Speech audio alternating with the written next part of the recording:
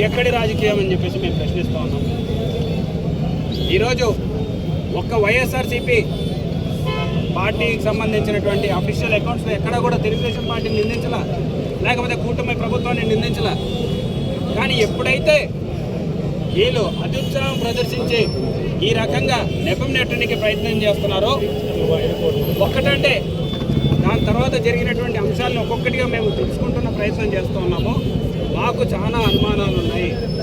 100% దీని వెనకాల ఎవరో ఉండి చేయించారనే ఒక అనుమానం మాకుంది. ఆ అనుమానాన్ని మీకు తేల్చాల్సినటువంటి బాధ్యత పోలీసు వాళ్ళ మీద ఉంది. పోలీసు వాళ్ళు వచ్చి దాని వెనకాల ఎవరున్నారు, లేకపోతే ఏం జరిగిందనేది ఖచ్చితంగా మాకు తెలియజేస్తేనే మేము ఊరుకుంటాం తప్పితే, లేకపోతే రోజు రోజుకి మేము చేయాల్సినటువంటి కార్యక్రమాన్ని తీవ్రతరం చేస్తామని చెప్పి కూడా తెలియజేస్తాం. ఎందుకంటే ఈరోజు తెలుగుదేశం నాయకులకి, పోలీసుల కంటే ముందు తెలుగుదేశం నాయకులకి వాట్సాప్లో ఈ సమాచారం ఎట్లొచ్చింది, లేకపోతే వాట్సాప్లో ఈ సమాచారాన్ని ప్రజలకి చేరవేయాల్సినంత ఆవశ్యకత ఎందుకు వచ్చింది అని చెప్పేసి మేము ప్రశ్నిస్తున్నాం. ముందుగా విచారించాలి.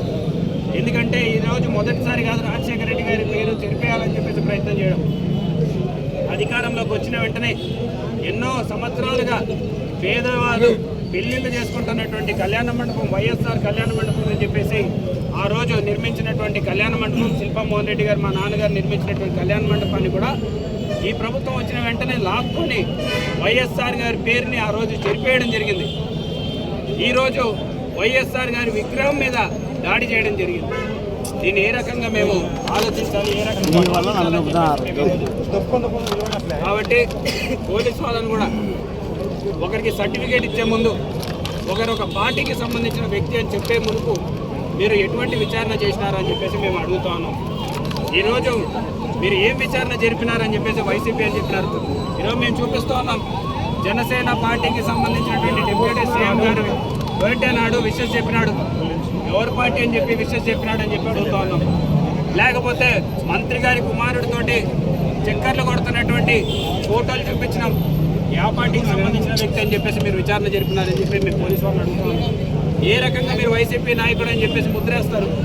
ఏ రకంగా తెలుగుదేశం పార్టీ వాళ్ళు వాళ్ళ సోషల్ మీడియా అకౌంట్లలో దీన్ని పోస్ట్ చేస్తారు? ఏ రకంగా వాట్సాప్లో హల్చల్ చేపిస్తారు? ఏ రకంగా ఇది ప్రజా సమస్యగా వచ్చి, లేకపోతే శాంతి భద్రత సమస్యకి భాగం కాదా, లేకపోతే శాంతి భద్రతల సమస్యకి దారి తీయదా అని చెప్పేసి మేము అడుగుతాను. ఇంత దుర్మార్గంగా తెలుగుదేశం వాళ్ళు వ్యవహరిస్తుంటే ఒక్కసారిగా పోలీసు వాళ్ళు కాల్ చేసి ఇటువంటి పోస్టులు చేయకూడదని చెప్పి ఎక్కడైనా చెప్పడం జరిగిందా అని చెప్పేసి మేము అడుగుతాను. దీనికి ఖచ్చితంగా బాధ్యత వహించాలి పోలీసు వాళ్ళు. ఖచ్చితంగా దీని వెనకాల ఉన్న వాళ్ళు ఎవరైనా సరే వాళ్ళకి శిక్ష పడాల్సిందే. ఈ స్టాచ్యూని కూడా రీప్లేస్ చేయించే బాధ్యత కూడా ప్రభుత్వం తీసుకుంటే మంచిది. లేకపోతే మేము మా పార్టీ తరఫున సొంత నిధులతోటి ఈ విగ్రహాన్ని తిరిగి ఏర్పాటు చేస్తాము, కాంస్య విగ్రహం ఏర్పాటు చేస్తామని చెప్పేసి కూడా తెలియజేస్తాము.